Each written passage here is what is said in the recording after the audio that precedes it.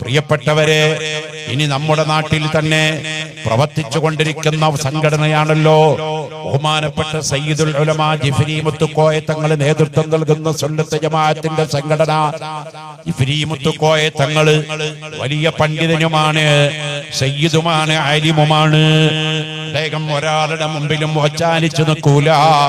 സുന്നത്ത് ജമാഅത്ത് പറയുന്ന വിഷയത്തിൽ ഒരാളുടെ മുമ്പിലും വിട്ടുവീഴ്ച ചെയ്യൂല. എന്തൊരു വിനയമുള്ള തങ്ങളാണ്.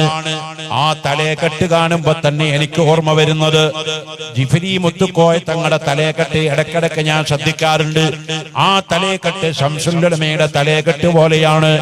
അവിടുത്തെ വസ്ത്രധാരണം വളരെ സിമ്പിളാണ്. ബിരിയാണിയുടെ മുകളിലുള്ള തുണിയാണ്.